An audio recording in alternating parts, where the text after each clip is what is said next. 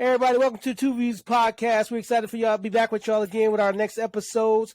Thanksgiving was a great holiday, man. We had enjoyed family. Now we're getting ready for Christmas. Just wanna say happy holidays to everybody. I'm Keith. I'm Kev G. What up? We got a special guest here, man. Our boy, man, from back in the day, way back in the day, Jermane Jackson. Say what's up to the people, man. What's going on, everybody? Glad to be here. Glad to have you on, brother, man. You know, been a brother for a long time, man. Had our back at Blackbird, man. Just love you, brother. Glad you could join us today as we talk about some important topics that affect all of us, all three of us, tremendously. And just hoping we get some insight, some guidance to the people that's going to watch the podcast, and just uplift the culture, uplift our people. So, yeah, man. Like you said, this is gonna be a deep one. Very personal, very a thoughtful podcast, a thoughtful episode that we talked about and felt like it was necessary for us to actually talk about this and be vulnerable about these subjects right here. And should be a good one, man. Should be a good one. But let me jump this off, man. You know how we do it, man. We're gonna do a quick, top five. Jermaine, you could jump in on this top five too. Today's top five. Y'all ready for this? Top five R&B groups of all time. I thought you could say why Jermaine looked like he in a call center. And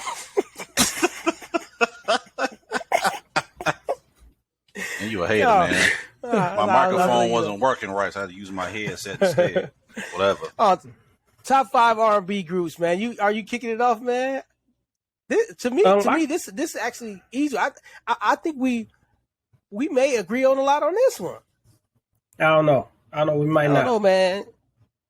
So I'm gonna rock. I'm gonna rock first, man. My first, my number five on bottom is I would say is gonna be Jagged Edge, right? Jagged Edge is one of my is in my top five. Then I'm gonna go with Jodeci is my 4, and then I'm gonna go with New Edition as my 3. And I'm finna trick some people up right here, man, because they might not be considered R&B, but they soulful when they do their thing, man. I know you about to say. I gotta rock with them, man. I don't think you do. 98 degrees. 98 degrees. 98 degrees. Harmony. Their harmony, bro. Their harmonies is dope, bro. But everybody know my number one. Ain't nobody touching Boyz II Men. Nobody touching Boyz II Men. Well, they can't be touched. Can't be touched. I'm gonna say this. Your list is trash. Hey, to be honest with you, man, I'll go ahead and jump mine off. And Jagged Edge ain't even on my list. I think you kept a group off. That's my number 5, man. You better not say 112. Oh, Drew yeah, Hill. I did miss Drew. Yep, I'm gonna put Drew Hill at number 5. I'll go with I think you right with Jodeci at 4. I know this we talking about groups, not duos, though, right? Yeah, groups. They got to be groups, man. No solo acts. I'm gonna go. You can do duo. You can do a duo. I don't mind duo. I do. Okay, I do New Edition at 3.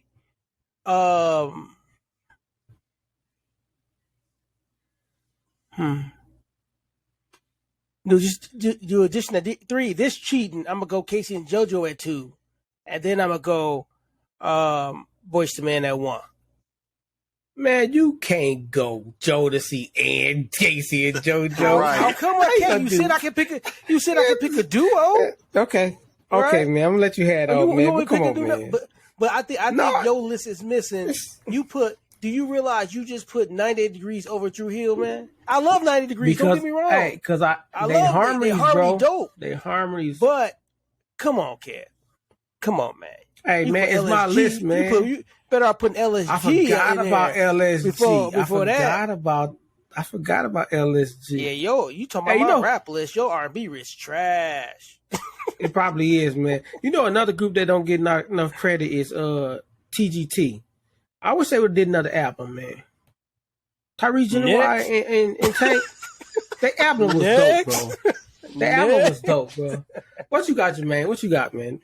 For number 5, I got Shy. My brother. Yeah, when I first got introduced into R&B, that's all my brother used to sing. We used to sing these songs a lot. Number 4, I got Drew Hill. Number 3 is Jodeci. Number 2 is New Edition. And then number 1 is Boyz II Men. So we all got Boyz II Men as well, right? Yeah, I didn't even think about Shy though, or H-Town. Yeah. I didn't. Yeah, man. One of them. My brother had me on them. I want to redo my list. My list. You right. Hey, this is the first time I'm admitting. Like, you right. Yeah, your list like my rap list was. That's what that is. Hey, just this is like the first time list. I'm admitted. My list is trash. I'm gonna admit it, man. My list is trash. Except for Boyz II Men, they are one, man. They are one. All right, man. You ready to go into this, man? We didn't want to go too long on this top 5 because we really want to dive into these subjects and these topics right here. This episode, we might break this down into 2 episodes, but these episodes are going to be focused on a lot on relationships, the good, the bad, and the ugly. We're going to talk about relationships in general. We're going to talk about marriage, and we also going to talk about the big D, that divorce. I mean, we're going to talk about divorce, how people are affected by it, and what it does to us. So, man, we're going to jump it off with this quick question. I don't want to say it's easy, but what makes up a relationship? What makes a relationship? So, I think one thing a relationship has to have is a common connection. And when I say common connection, I'm not talking about you like the same things, that you appreciate the same things, that you two are on a spiritual playing field that's connected, right? I think so often, a lot of problem with a lot of relationships is that piece is missing. And then I'll talk later about my concept, a concept I want to bring to y'all attention and see what y'all think about it. But that's a difficult question. And the reason why that's a difficult question for me, and I sound like I just threw something out there, is because I had a lot of ineffective relationships. You know what I'm saying? So the truth of the matter is, I would have to take all of those failures, what I learned from those relationships, and see the good that was in them, how that can generate the best type of relationship. So I have a difficulty with that question because of so many ineffective relationships. You know what I mean? Yeah, and I can jump in real quick and say, you said a big word in there, a spiritual connection, but I gotta dial back a little bit, right, and say, because let's be honest. I'm gonna be honest and be straight. We are men. We're men. The first thing that attracts us to a woman ain't no spiritual connection. Let's be real. Facts. It's beauty. Mm-hmm. The first thing that attracts us to a woman is beauty. We're physical.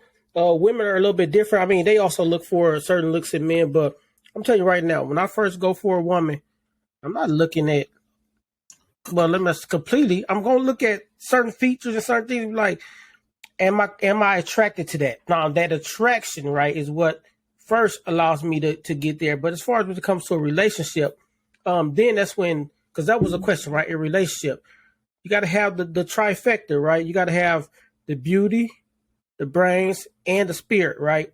In order to have a solid relationship, in my opinion, right? It's got to be all of them. For my opinion, for me, you can't lack in any of them. That's just for me. This is my vision, my focus. You can't lack in any of those 3. All right, I think for me, when it comes to if something, develops into a relationship, I agree with Kevin initially. Yeah, you need that beauty because especially for us as men, there's we just visual people. You got to have something that I like visually that attracts me to you. But I believe when it gets to the relationship factor, I think in this time in my life, what I've understood is that trust and a certain level of maturity is essential in a relationship. There's one thing I've learned in a relationship, and this is for the man or the woman. You can't make nobody do nothing. You can't make nobody be with you. You can't make nobody stay with you. You got to trust that these two people are going to love, hold each other down, be honest with each other. And that takes a certain level of maturity when you recognize that if you're going to be in a sincere, committed relationship, that person is the only one for you. Now, even us as men, we're visual. So I don't care how fine your wife is, girlfriend is, whatever.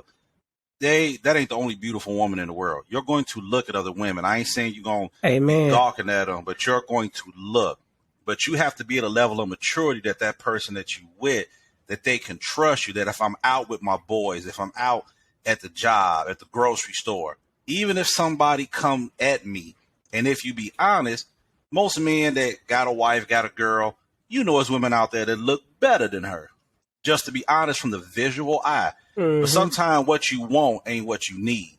So what you need is actually at the house. But you got to trust me that even if I look, even as she come at me, I ain't on nothing, because everything I need is at the house. So we got to have a certain level of trust, and not that trust where I got to kind of watch you and ask you what you're doing, where you're going. You got to trust me that when I'm not with you, I'm good. I'm committed to this relationship. But to me, that comes at a level of maturity, and what Keith was saying, having those ineffective relationships. Sometimes relationships can be ineffective because we just ain't ready for that step. Like, I might be ready to date you, might be ready to hook up with you, might be ready, but I ain't ready to be in this committed, trusting, everyday situation with you. So you gotta get to that level. And sometimes going through those ineffective relationships, it hurts. It takes a lot, but it helps you grow up to find out what it really takes. Because sometimes especially men, most of our relationships, we wasn't ready for them. You telling girls you love them, yeah, you can trust me.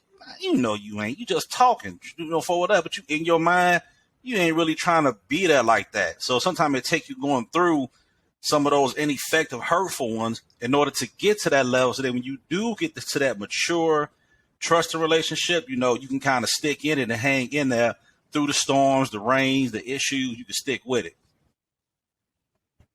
Yeah, and like you said, man, we throw around that love word too easy, man. I know. Hey, y'all know my motto: full transparency. I threw around that love word just to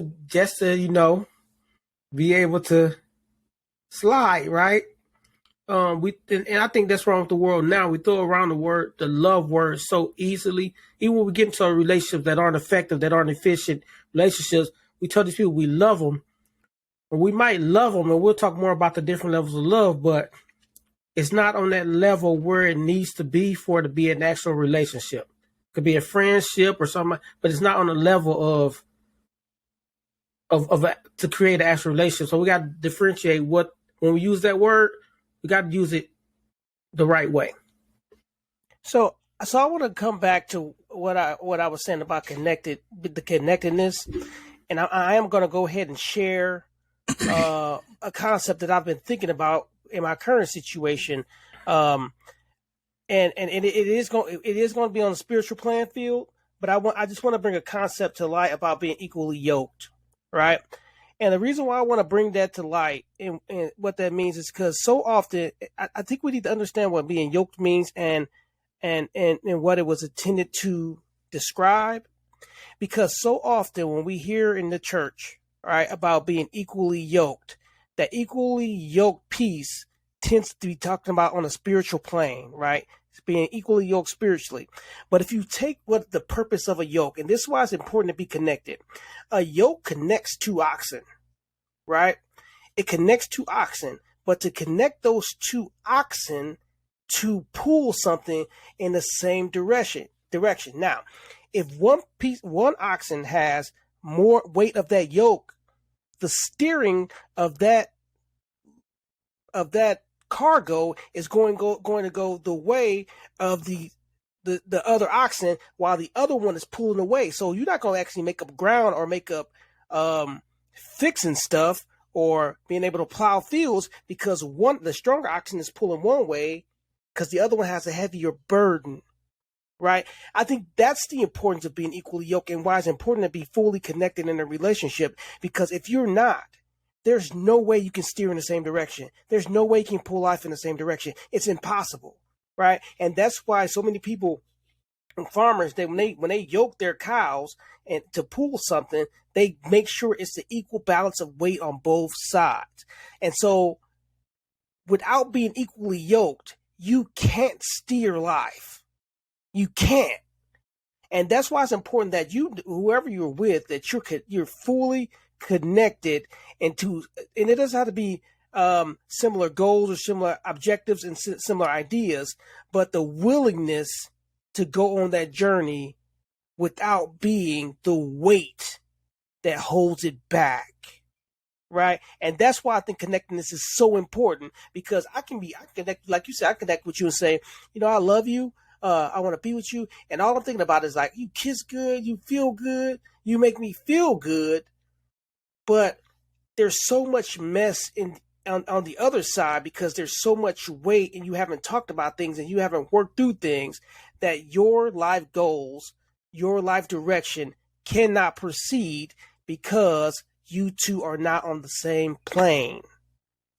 And I'm speaking at this from a philosophical level, not even a spiritual, that you have to be in order to walk in the same direction, because that's what you want to do as a marriage. I mean, do as a relationship, want to walk in the same direction. In order to do that, you have to be effectively connected. And if you're not, it's going to fail. That's my little philosophy I've been thinking about.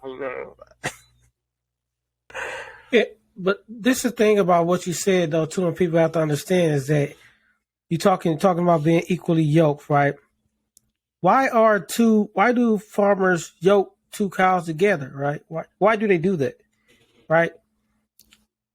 Because they have to work. Mm-hmm. They have to work. And relationships are work.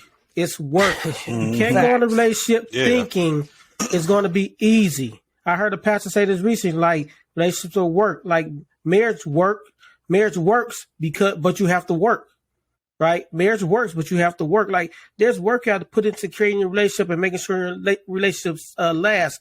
It ain't just like, oh, well, I'm in a relationship, I'm good, ain't nothing I got to do. No, you got to put in effort, because it's bringing together two individuals who have different thoughts, minds, philosophies, visions, right? And trying to make it one. It's going to take work. And I think people that get in relationships, they miss the point that you got to work at it. It ain't just a free for all, right?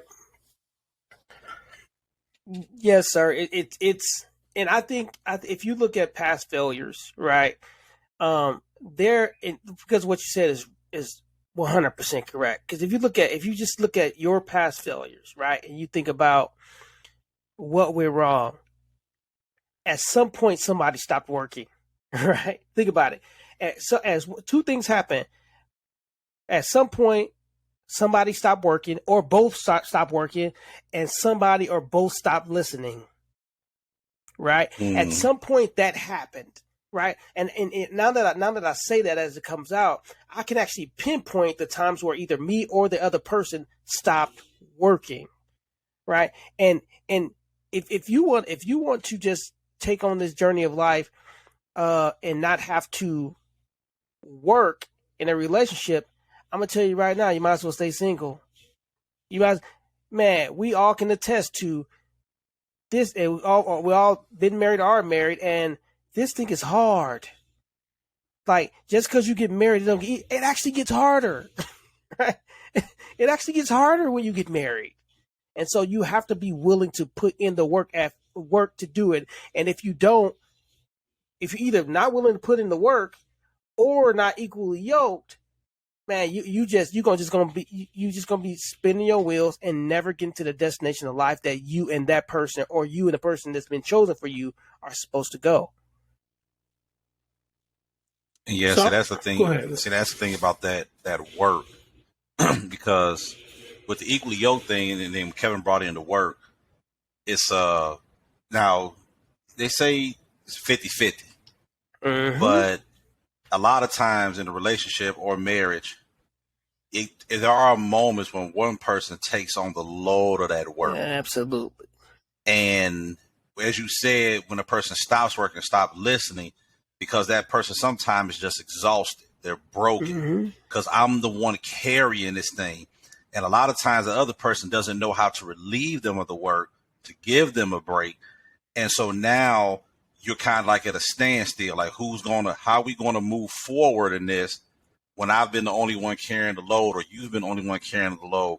Or if we both stop working, one person is willing to pick up and put in the work to repair it. Yeah. or to move it forward or to steer it in that right direction, but the other person isn't. That's why that equally yoke thing is so important, because two people got to understand, we got to put in work. I got to put in work. You got to put in work. I got to recognize your strengths. I got to recognize mine, our weaknesses, where we complement each other. If we differ in some areas, can we differ in this area but still move forward? If two people ain't willing to understand that work, that's why that yoke just come in. Yeah, we gonna put in this work, but we both got to understand how to put in this work to make this go forward, or to still, or and with work, it's about support one another. Because I may have some different goals and dreams than you, but can you work to support me? You know, even with the two yoked oxen, one oxen might get a little tired, but can that other person pick up the slack and push that person? But it's like, so I just love when Kevin put in that the yokeness and the work, it all goes together in a relationship. And it's really hard in a relationship when somebody doesn't understand the amount of work. And I know in past relationships, I didn't understand the work. I thought, okay, we just supposed to love each other. We do this thing called life. But now at a more mature age, after going through bad relationships and situations, marriage, I understand. No, it ain't all love and kisses all the time. We got to work at this. You know, we got to work. We got to put in time and plans and blueprints. We got to work this stuff out. We got to be strategic in this relationship. And I used to think that was kind of like just something that was said. But then when I realized, like, no, every day I can't be hugged up on you. We got to sit down and talk about how we going to move forward in life, what we building for our future. What's your goals? Are we really supporting each other? Are we really both getting what we want out of this relationship? Well, like, are we really putting in all the work that we're supposed to put in? Because, you know, are we really in agreement with everything? Because it sucks to be with somebody, but secretly you in disagreement with everything they doing in the situation. I'm telling you, I love you. I want to be with you, but I really don't like the way you moving in our situation. Yo, that's crazy to be in something like that. But you don't want to voice that to that person because you don't know how they're going to react. To know that why you with me if you really don't agree with how I'm moving, if you really don't want to put in the work for us to make this to go forward. So like all of that is just, when you get two people that can't realize putting in that work, I don't know how a relationship or marriage makes it when you don't understand that point. You know, and I'm glad you brought that up, man. You man, that's so spot on, man. That there's sometimes you're gonna have to pick up the load, but I'm gonna flip a little bit. I don't think it's 50-50, y'all. I think that's a problem we have. It's 100-100. Right? Because what happens when you do the 50-50, when you do 50-50, right? You get to be half in, right? And so it has to be 100-100. And then I'm going to put two concepts in here. It has to be 100-100, right? And then I have to be willing to know sometimes it's going to be 71-30, right? At some point, but this is the key point to it. And that's why I'm glad you talked about this, because about picking up the weight and learn how to balance. We also have to learn in a relationship how to let our significant other know, hey, I don't have 100 right now, right? I don't have 100. I need you to. I need you. I'm stressed at work. I'm doing this. I need you to help carry me, right? And so often we are so stern, especially men, so strong-willed that we don't want to say, "Hey, I'm struggling today. I need help." And we, as in relationships, now I don't know if I had been in one where it's been truly where this has happened, where we came able to come to say, "Hey, I'm struggling right now. I need you," or and then on the flip side, being a significant other who recognizes that, hey, my girlfriend, my wife is not at 100. So I think it's both. Well, we got to be willing to talk about when we're not at 100, but with that connectedness, we have to realize it. Because think about this: what happens when back to the oxen being yoked, right? What happens when one is being overworked, right, and one isn't working? They both stop, right? They both stop. Come on. And you can't have that.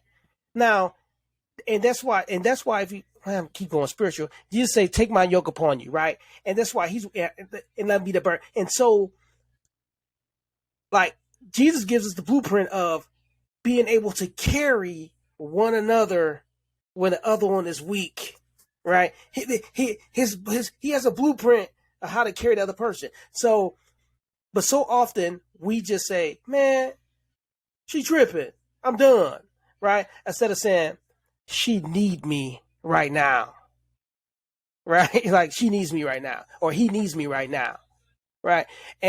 But it has to go both ways. It has to be, you have to be able to verbalize that, and when your other person can't verbalize it, we have to be able to recognize it, and that's not an easy thing to do. That's why relationships are not easy. They're great, but they're not easy. Yeah,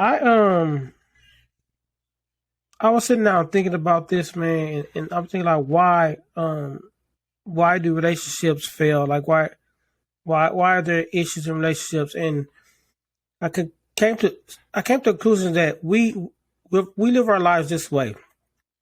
That when it fails, we live our life. We say to ourselves, "What can they do to make me happy, and what can they do to make themselves better?" Right. So we in the issue, right? It's like they're not making me happy. They need to do some blah blah blah to make me happy, and then it's like they're not doing this, so this will make them a better person. And if they go out there and do this, blah blah blah.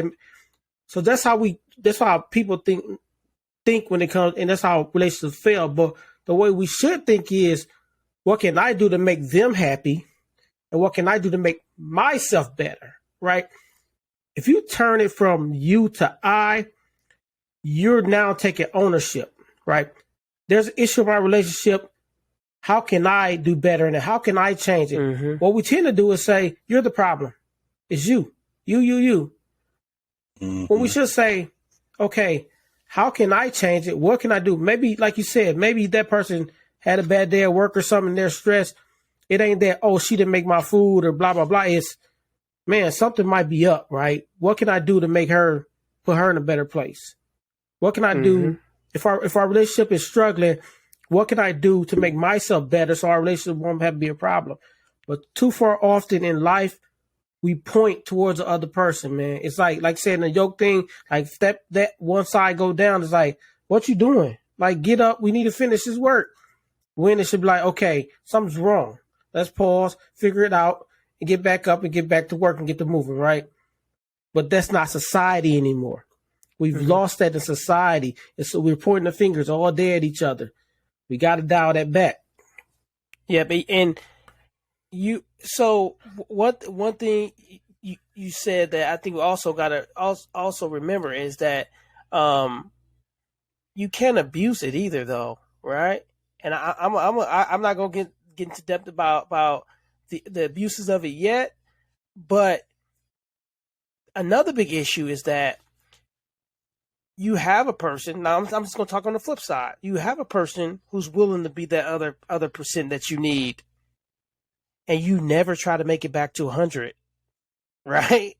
You never try to make it back to 100, because I know he or she gonna be that other percent, right? So I'm never trying to make it back to 100, because I know they gonna carry the weight, and this is personal to me, right? And I think, and that I keep coming back to this connectedness, and that's where that connectedness comes from. If you're not connected enough to say, "Hey, I need this right now, but I got to get back to 100, because I can't put that weight on her. I can't put that weight on him." But so often in relationships, people get comfortable. And I think you can get comfortable in a relationship, and it will destroy your relationship from the inside out. And I'm speaking from experience. It will destroy your relationship from inside out when you become comfortable. Because when you get stuck at and comfortable at, I only got to put 60% in, right? When you get stuck there, man, the burnout, the fatigue, happens. So the arguing increases. And you start arguing about stuff you never argued about before, right? You never argued about finances, but you are going to now. You never argue about time and cuddling and kissing. You are now, because one person is putting more in at a consistent level than they at a level they shouldn't be, because the other person never decided to get back to 100. And I think that's critical. I think you can't get complacent in relationships. All right, and I know y'all share stuff with me because y'all currently in situations that, like, you got to keep it spiced up. We'll talk about love languages. You got to figure out what those love languages are. You got to keep it going. When you get comfortable, and I will say that's when most of the problems happen in a relationship, and is when we got comfortable. Be uncomfortable being comfortable. Yeah. So I'm gonna throw this question out to Jermane. What things should people consider when not just entering in a relationship, but looking for a relationship? What are some things people should consider or think about or take notice of when if they decide to jump into a relationship?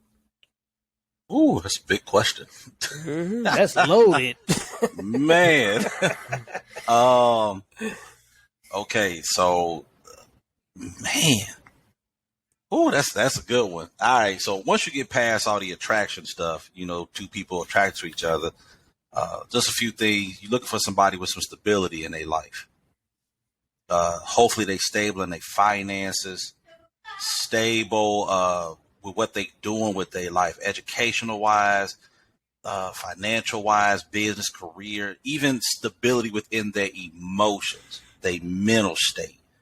Because you never want to get in a relationship with somebody and then later on find out all of the chaos that's in their life that you missed when you first started trying to talk to them. Like, sometimes in relationship we get too caught up in, as Kevin said earlier, you looking for that physical attraction. Okay, they look, that's on my list. Boom, check mark. They got the body I want. Boom. Oh, they talking to me the right way. But you overlooking they unstable in their emotions. They can't keep a job. They don't got no structure, no plan, no goals to their life. So now you with this person, and like Keith say, you can get comfortable real quick. And then them red lights start going on like, how did I miss all of this? But I'm with them now.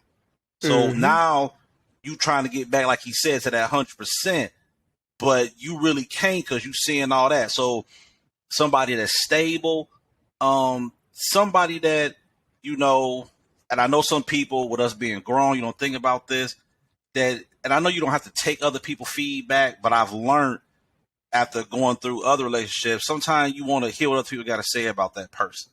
Take them around, go around their family, see their environment, their atmosphere. Like, where do you come from? What is you really about? Because if we going to work on something down the road, I need to see what life is going to be. And life is just not you and that person. It's their family, their friends, their associates. They got to see who you with. So you got to see where they come from. What's their mindset? Because some of the things that they dealing with could come from family, could come from their atmosphere. You have to know where they come from. And growing up, being young, these are things that I wasn't taught to look for initially. When I started trying to have girlfriends and relationships, it was all about attraction. Who could talk to you right? Who could do something for you? But then I had to start looking at, what's your background? Are you stable? Who your people and things like that? And then somebody that can hold your interest. Because at the end of the day, our looks are all going to change. I ain't saying, we know bad looking people, but we, this dude. I'm going to stay sexy, I'm telling you. Or if something else happens to them, they can get an injury or something. Not saying it's going to be a disfigurement, but what can you do to hold my interest past, like men? Most men, Kevin made a very good statement. I just tell girls I love them so I can slide in. Once all that's over with, what else you got to keep my interest? What else about you excites me? As Keith said, I need that love language, that spice. Once all that is over with, what's keeping me here? Because I can't be sliding in, or I can't be looking at you all day. I can't be Google Gaga eyes at you. What's going to keep me coming home? What's going to keep me loving you? What do I do to interest you? Because we can't sit up and do that all day, lay up on each other. It's got to be something else that drives me to you. So, stability, the atmosphere, their background, where they come from, and then that other one, just what drives that interest? What else are you bringing to the table that's going to keep me interested in you? And kind of to what Keith said, I don't want to get comfortable. I want to keep taking this we got to keep growing in this thing. Mm-hmm. Something got to change. We can't be, I want to be looking 3 years later. Man, girl, we the same we was 3 years ago. I'm just glad to be with you. That's boring. Let's spice it up. What we doing new? Like, we got to sit down and talk. Is our connection even still there? Like, what's exciting about us? I don't want to be looking 5-10 years down the road. I'm just happy to be with you, girl. I'm happy you stuck. No, that's garbage. We need to be looking for something new to keep the spice, keep the interest level up. Because if I start losing interest in you, who's to say somebody else can't spark my interest? And now we got a whole nother set of issues. And I want to do something. One thing. Go ahead, Keith. No, and one thing I want to add to that is, like, you also got to be goals driven, man. And then one of the questions when I date, I always ask is, where do you see yourself 5 years from now, 10 years from now? I gotta ask that because I want somebody who's driven, man. That's one of the sexiest things in the world to me, to drive. Somebody with drive. That's why I'm looking for somebody. I will always look for somebody with some drive. Everything Jermane said, and you got to have some drive. Got to. So, but I want to come back to you, Keith, based on something Jermane said. Jermane said the looks is all stuff there, and then the red flags start popping up, but you're already in a relationship. So that begs the question to talk about the speed of getting in a relationship. What is the speed and the time frame do you think it should be, or not really the time frame, because everybody's time frames can be different, but what should that look like? What should that process of, like, finalizing a relationship be? Like, how should that look? So you probably didn't pick me for this reason, but I know I got a lot of experience with that. So here's the thing. Let me tell you about my current marriage. Is we talked on, y'all remember the site Black Planet? Mm-hmm. We talked once on Black Planet, called each other. By the end of that night, we said we loved each other. We were married 3 months later. Oh wow, I didn't know that. All that. Yeah. Man, 3 months later. 3 months later. I didn't know all that. Man. That's why I said that's why I don't know if you just like ask a question. Whoa. But you know what? But here's the 3 months later, we married 14. Hey, hold on, pause. You said you loved her on the first night, y'all. Yeah, bro, I was feeling the conversation. I was like, man, man. Oh man, I know, man. I know. Wow. But on the flip side of that, Shanika, we were talking about, because and we'll get into what's going on with me later, but we were talking about relationships and how you can't put a time on it, right? You can't put a time on it on jumping on when to get a relationship and when not. You just have to be smart about it, right? So if you look at all the things that Jermane was just talking about, and all that is set in place in 2 months, go for it. I think so often we are so set in a mindset that things have to have timetables. Like, you got 60-30 rule, and it takes 60 days or 30. Like, why? Right? If I have a God-given connection with you, why do I have to put a time limit of parameters around building a stronger connection with you? I think it comes down to not making the mistakes of rushing past all the stuff that Jermane said, right? That's what we do. You see, oh, she fine. She got them pretty hazel. She got hazel contacts in. You know. We see all this stuff with beauty. She gives a kiss. She gives us a terms of endearment. We feel we going out to eat. We going to Applebee's. We going out. We do all this stuff, right? But people say Applebee's. I'm going back to the history of my mind, man. And so what you do is you jump into these you jump into these situations and make these split decisions about, now we gonna be exclusive without vetting our exclusivity, right? And how connected we are, right? We connect. Most people connect, and y'all can agree with me on this. Most people connect with the visual. We can say all the time, I like a pretty girl with this, but she got to have personality. She got to have this mentally. But we fall for the physical, and we don't spend time with the other things. And then we get in these bad relationships and wonder why.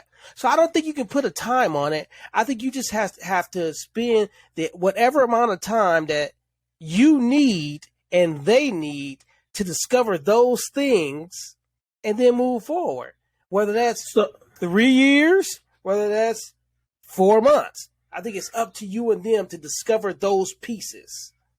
So I get what you're saying, and I don't disagree with you at all. But this is why this is called TuVues, because it might differ a little bit. So I differ a little bit from that when it comes to time. And I'm going to tell y'all right now off the jump, it's based off fear. 100% based off fear, right? Because of past failed relationships, and this probably be wrong thinking, and keep thinking is more than likely 100% right compared to mine. But because of past relationships, because of the fear of failure, because of those going wrong, I have a clock. I have a time. I have a process, right? Because my previous ones, it was like date a year, engage a year, married, right? It was a da. It was boom boom, and I feel like I didn't give enough time to finding those red flags or seeing certain things or making sure this was like relationship. So now it's like I'm like, I gotta go through this process. I gotta I will not marry a woman before 2 years to 3 years. That's just something in my mind because of failure. It's like I don't want to go through the same process because it's been the same process forever. I need to shake the process. Now, again, I'm not saying I'm right on that. I'm probably 100% wrong with my thinking. Right? No, you're 100% right, and that's why I brought up what me and Shanika was discussing, because my mentality was I'm not doing this because of the hurt. I'm not going to do this because of the fear of going through this process again.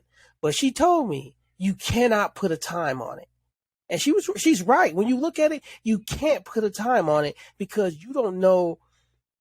We are not masters of time.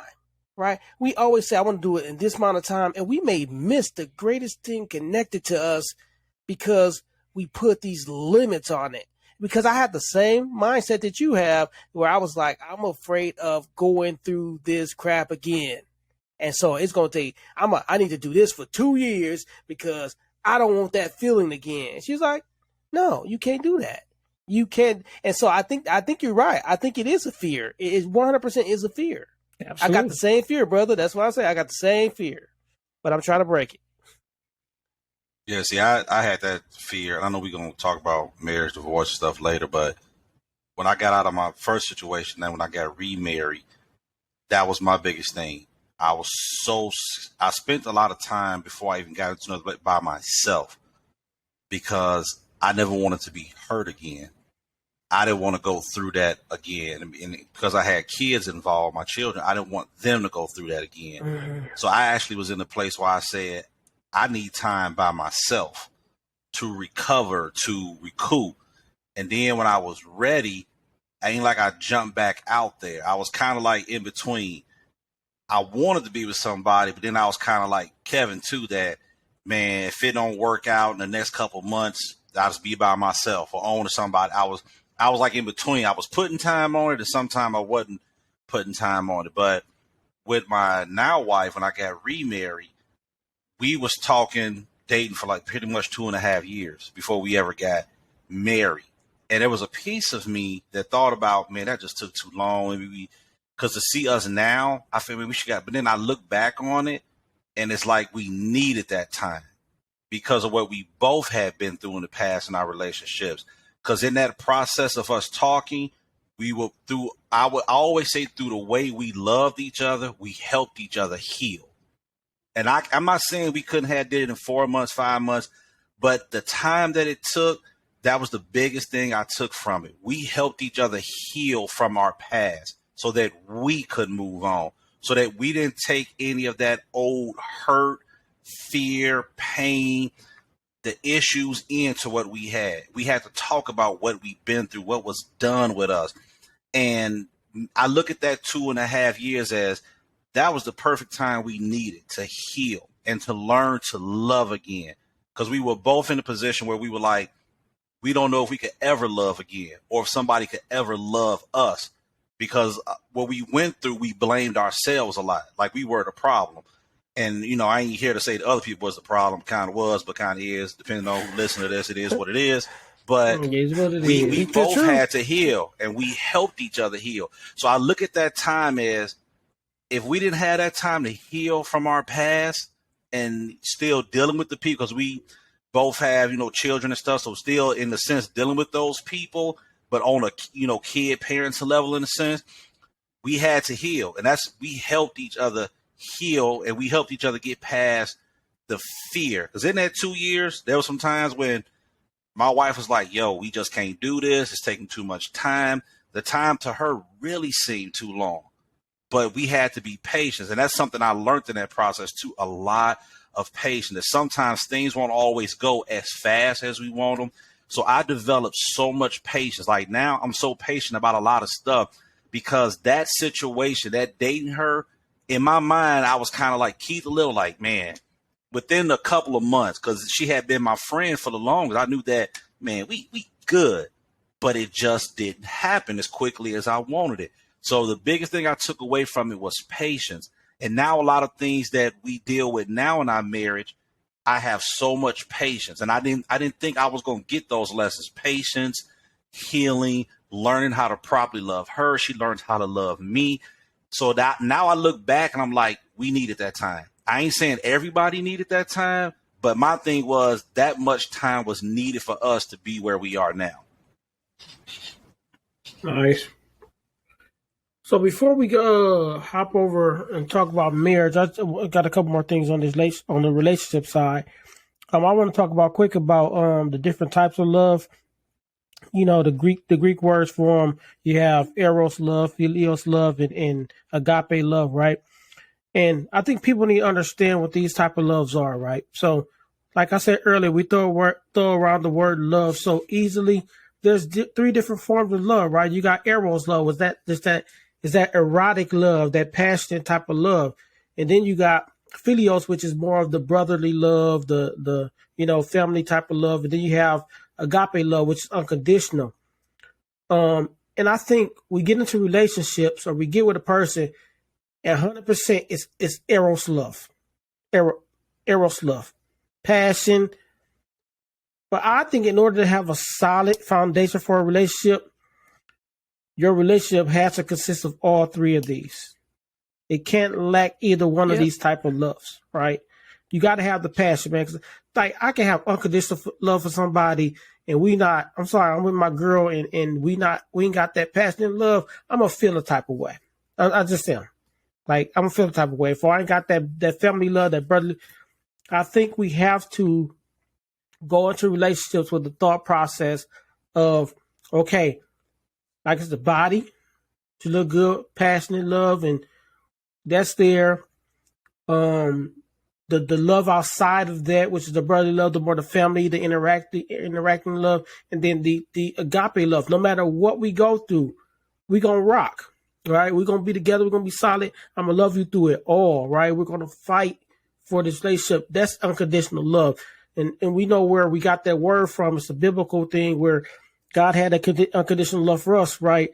Mm-hmm. It's a love of no matter what, right? No matter what, I'm still gonna love you. I'm still gonna rock with you. Through the hills and the valleys, it's us. right? Some people lose that. They say that to their mate. Man, through it all, we're gonna do it. But it's not there, right? You don't truly mean it, because when the S hit the fan, right? People buck out, they run. You got to have all three of these type of loves, but that takes it also into, unless anyone y'all want to talk about that. I want to ask y'all, do y'all know y'all love languages? Okay, I'm glad you mentioned that. I know my love language because people don't understand about your love language is that of the four, like you have a secondary, you have your primary and a secondary love language, and a lot of people don't understand that. They pick one, but there is a secondary love language as well. But here's the critical thing about it, man. You need to know your partner's love language. That's right? the key. So often we speak of knowing your love language. No, knowing your partner's love language. Because because this is what happens, and y'all can probably attest to this. My love language is physical touch. I ain't getting enough physical touch. But my partners may be what's the other maybe one of the other ones. And the reason why I ain't getting physical touch, because I'm not addressing their love language either, right? You have to know yours and your significant others, because if you don't, that argument's going to happen, right? Hey, and get this, well, giving or what's the word, acts of service, like some people just simply want an act of service, but you like, man, we ain't being intimate. Well, you're not giving your spouse the acts of service, because guess what? You don't know their love language. But that's not an excuse not for you not to perform, like not to honor your spouse's love language because they're not doing yours. Don't. That's not what I'm saying. What I'm saying is we so hyper focused on ours, right, that we miss our wives, our significant others, because we're so hyper focused on what I need to get. We are selfish beings, man. We are so selfish. And if we can't get to the point to where we can say that person across from me needs this from me, and in turn I need this from them, stop worrying about not getting it from you, because that may come back to that being equally yoked if you're not getting what you're supposed to get back from them. That's what I was going to say, man. That's fight towards. Right. Yeah, that's easy to fight say. Towards giving them theirs. It's hard. It's hard. It's hard, right. Man. Be like, man. And that, but you know what though, Kev? That's where a lot of arguments happen, right? Because I have a need, and that need's not being met, and so my action is to lash out about it, to be mad about it, to not do something because I'm not getting this. But the best way to beat that is the same way we do it spiritually, and to continue to love, continue to act. We don't act because of acts, right? We're not meant to act because of acts, right? We're meant to act because that's what we're supposed to. It's an honor. Right, it's an honor to do it. Now that's easier said than done, bro. Because I will be the first one to say I am bad at that. Like bad at not taking it to heart. Like saying, man, I'm bad at that.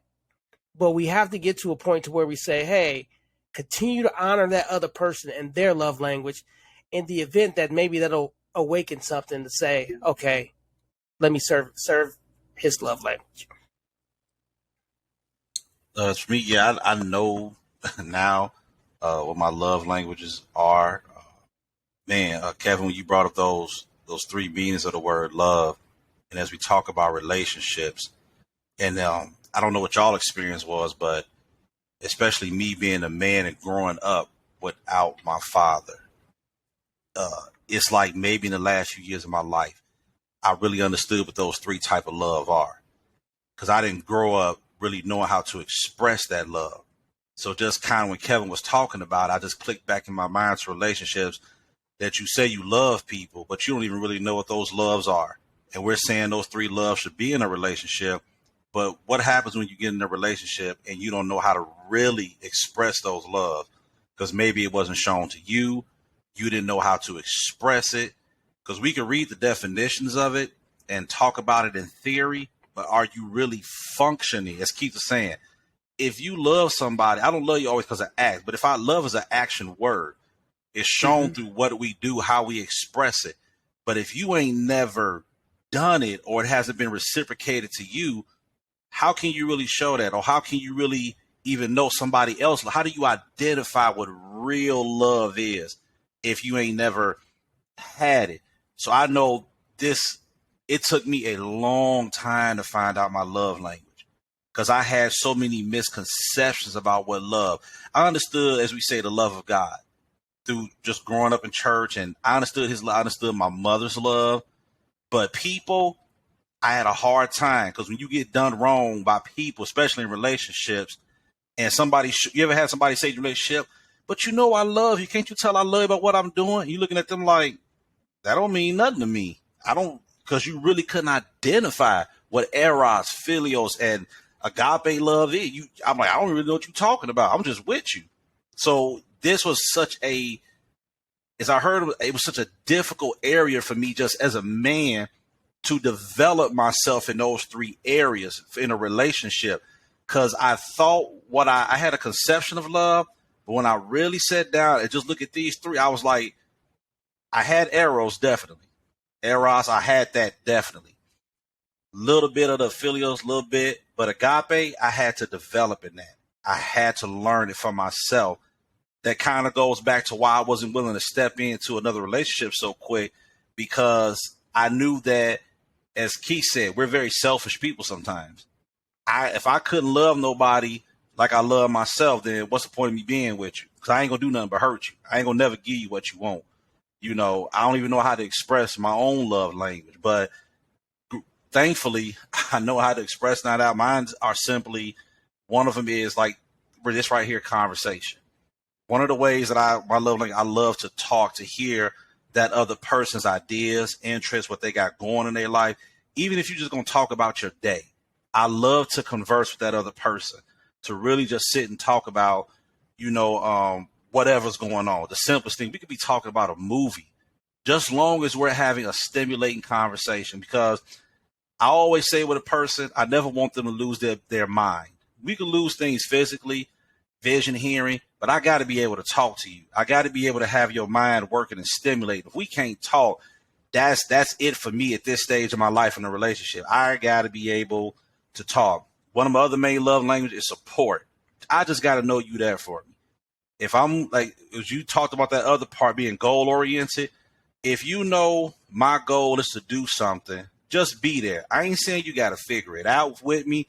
I ain't saying you got to do the funding for it, but I just need to know that you there. If I know you support me for real, like you down for me, if we in this relationship, I tell my wife all the time, I ain't worried about nobody else being there for me. Long as you there. If I got you, I can conquer anything. So if we in this relationship and or marriage or whatever, if you say you with me, then I need you to be with me. Long as I ain't going into no illegal, crazy stuff.